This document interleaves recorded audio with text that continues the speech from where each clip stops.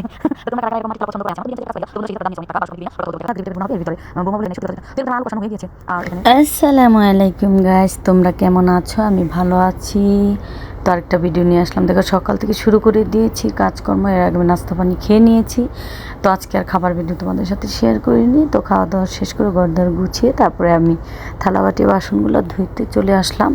তো থালাবাটি বাসন ধুতে ধুতে এদিকে আমি আবার আজকে কলিজা ভুনা করব। ভুনা বলতে একটু সাথে আলুও দিব। তো এখানে কলিজার ফ্যাপসা আছে, এগুলা হলুদ দিয়ে আমি সুন্দর করে এগুলা ভালো করে অনেকক্ষণ ধরে সিদ্ধ করে নেব। আর তার আগে বড় যখন পিঠ ছিল তখনও কিন্তু আমি সিদ্ধ করে নিয়েছিলাম। তো সিদ্ধ করে নেওয়ার পর আবার কেটে কুটে আবার সিদ্ধ করে নিচ্ছি। এরপরে অনেক ধোয়াধুয়ি করে মশলাপাতি সব রেডি করে নিয়ে আদা রসুন জিরা মশলা যা লাগে সব কিছু রেডি করে নিয়েছি। তো এইভাবে রান্না করলে বন্ধুরা অনেক সুবিধা হয়। তোমরা মহিলারা যারা একটু ব্যস্ত থাকো। আর এখানে দেখতে পাচ্ছ আমি কচুরমুখী আজকে ভর্তা করব, সাথে করলা ভর্তা করব, মরিচ ভর্তা করব, সেগুলো তোমাদের সাথে শেয়ার করবো। এবং মন ভরে আজকে ভাত খাবো আলহামদুলিল্লাহ।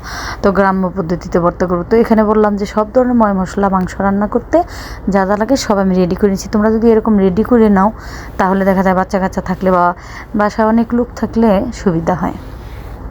তো আমি এখানে পর্যাপ্ত পরিমাণে মশলাটা ভালো করে কষিয়ে আজকে একটু আলু দিয়েছি বন্ধুরা।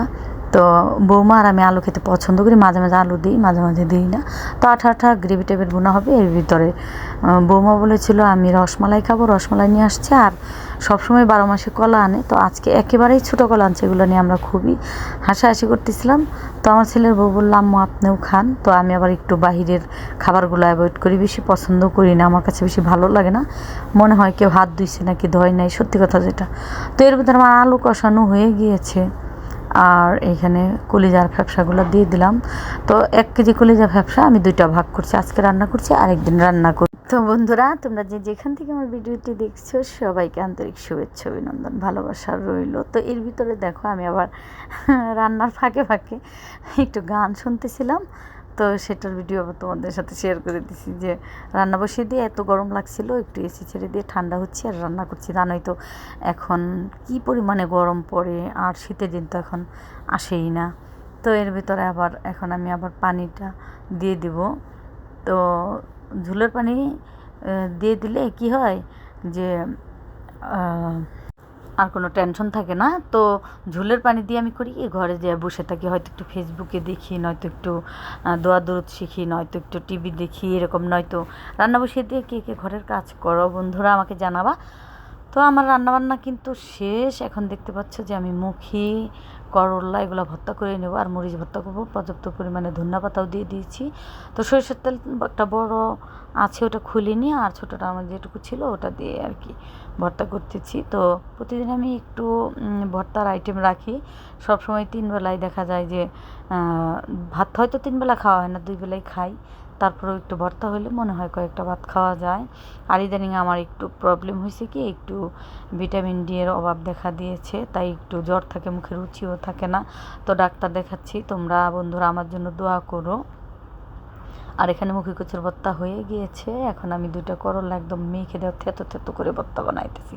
তোমরা বলবা এই মহিলা কেমন করে ভর্তা করে। তো এরপরে আমি সুন্দর করে দেখো সব কিছু বেড়ে নিচ্ছি। আর সবচেয়ে বড় কথা কি বন্ধুরা জানো, সবচেয়ে বড় কথা হলো আমি মাটির থালায় ভাত খাচ্ছি। তো তোমরা কারা কারা এরকম মাটির থালা পছন্দ করো? আমি কিন্তু অনেক দিন ধরে এই মাটির থালাটা কিনে রেখেছি। তো আমার খাওয়া হয় না, মাঝে মাঝে খাই। তো ইদানিং আবার একটু বেশি মাটির থালায় ভাত খাই। মাটির থালায় ভাত খেলে নাকি অসুখ বিসুখ কম থাকে, জানি না। আমার গ্লাস আছে, কাপ আছে। তো এখানে কলিজাটা দেখতে পাচ্ছ মাখো মাখো করেছি। তো আমি ভর্তাগুলো দিয়ে কিন্তু দেখো মরিচ ভর্তাও ছিল, কথায় কথায় বলতে পারিনি। করলা ভর্তা, মরিচ ভর্তা এবং মুখি ভর্তা দিয়ে মজা করে ভাত খাচ্ছি আলহামদুলিল্লাহ। এরকম করে আসলে কয়েকটা ভাত খাওয়া যায়। আসলে তরকারি 2-3-4টাও থাকে, সাথে 2-3টা একটু একটু ভর্তা ভাজি থাকে, তাহলে কিন্তু বন্ধুরা কয়েকটা ভাত বেশি খাওয়া যায়। তবে এখানে কিন্তু ছড়ানো মানে ভাতগুলো ছড়িয়ে নিয়েছে, খুব একটা ভাত কিন্তু না এখানে, বা আমি খেতেও পারি না। তো বন্ধুরা তোমরা আমার পাশে থেকেও একটু সাবস্ক্রাইব করো, একটা লাইক দিও বন্ধুরা। আমরা নতুন যারা আছি, অন্তত আমরা যারা নতুন আছি তারা তো একটু লাইক দিতে পারি। আমি তোমাদের দেবো, তুমি আমাদের দেবে। এর ভিতরে আমি বিকেলে আবার চলে গিয়েছিলাম শপিং করতে। শপিং বলতে ওখানে আমি একটু হিজাব কিনতে গিয়েছিলাম, বড় ধরনের একটা মানে যে হিজাব থাকে এগুলো তো অনেকগুলাই আছে, আমার তো মিডিয়াম সাইজের একটা কাজ করা হিজাব। তো বন্ধুরা সেই হিজাবটার দাম নিয়েছে অনেক টাকা, 1200 কমে দিবেই না। পরে কথা বলতে বলতে 1000 টাকা নিয়েছি। টাটা।